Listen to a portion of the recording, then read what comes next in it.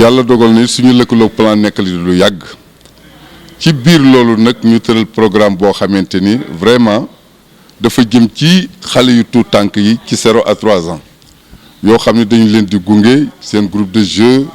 di xool seen nekkin di leen toggal togg boo xam ne xale yi dinañu mën ci lekk ba dëgër mais loolu yëpp bi ñu ko defee ñu ngi ko doon jaarale ci GMO groupe de mise en œuvre bi nga xam ni moo nekkal mooy loxo collectivité locale bi digganteem ak plan ñu daan jënd kilo yi di ko jox tey nag plan am beneen politique bu mu jël boobu mooy lan mooy ñi nga xam ni ñoo doon jëfandikoo loolu te ñu doon leen ko jox naka la ñuy organiser ba nga xamante ne dañ koy wàccee ci groupe de jeu yooyu pour que ñoom ci seen bopp ñu mën ko seereel seen bopp maanaam jox leen budget boo xamante ni non seulement dañ jënd mais nag seet noo xamante dinañu ko mën a organiser woo ci biir dëkk bi ba nga xamante ni dana yomb soit que bu nawet jotee ba nawet bi passé ko am dugub ko am ñebbe ko am gerte yëpp ci parents yi participer su ko defee loolu ñu mën ko toppatoo pour que muy dund xale yi booleeg nag li nga xam ne xëy na nekk na fi di budget ñu war ko doxal bu loolu amee nag rôle commune yi dafa ci am solo trop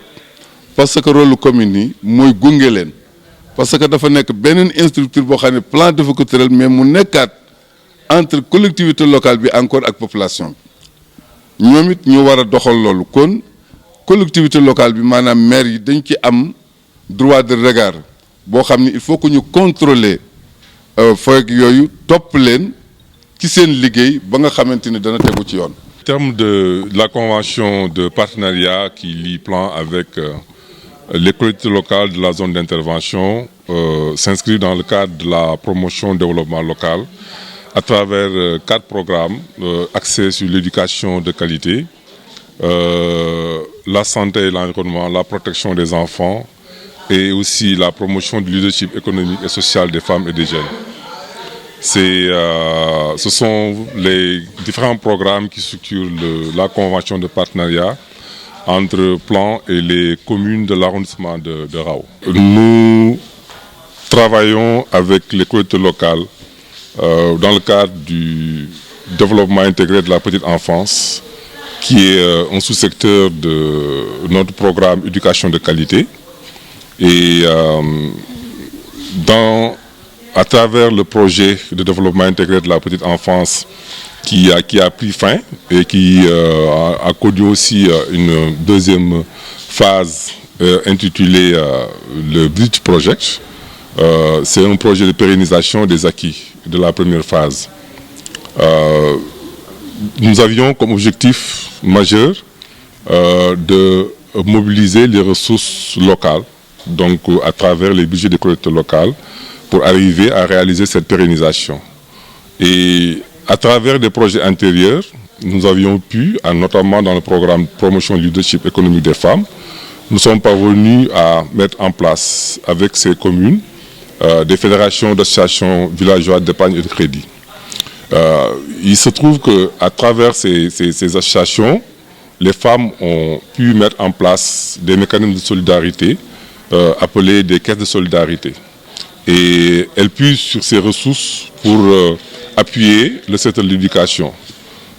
C'est chemin faisant que nous nous sommes dit qu'il fallait aller vers une autonomisation des groupes de jeu. Et donc cela s'est traduit par un engagement tripartite entre les comités de gestion de ces groupes de jeu qui sont organisés en fédération, appelées FECOGEP, et ces fédérations d'associations villageoises et de développement, avec les communes. Ils ont réalisé un protocole tripartite. Et l'objectif de ce protocole, c'est d'arriver à rendre autonomes les groupes de jeu. Les problèmes majeurs qui sont ressortis des missions de supervision réalisées par les services techniques, notamment la coordination régionale de la petite enfance, l'inspection de l'éducation et de la formation, entre autres, et le développement communautaire d'appui au développement local, nous sommes aperçus que la motivation des mères volontaires qui assurent l'entretien de ces enfants posait d'énormes difficultés. C'est valable aussi pour la prise en charge de l'appui nutritionnel, pour entretenir les enfants au sein de ces groupes de jeu. Donc, ces protocoles tripartites permettent aux femmes de réaliser des greniers pour enfants dans ces groupes de jeux, et aussi les résultats qui vont être générés par les microcrédits utilisés par les comités de gestion des femmes vont permettre également de motiver les mères volontaires. Et c'est des problématiques qui sont ressorties lors des missions de supervision, et nous osons espérer que les subventions qui seront mobilisées à travers les budgets des collectivités locales, combinées avec les résultats de ces actions de promotion des greniers pour enfants, permettront tant soit peu de pérenniser le projet. Pour l'appui nutritionnel, c'est 5 millions de francs répartis aux 4 FAVEC des 4 communes et 1 514 000 francs répartis à 2 communes, parce que dans la phase antérieure, les 2 communes avaient déjà reçu leur subvention. Et donc ça fait un total de 6 514 000 francs répartis aux fédérations. Ce montant va leur permettre un peu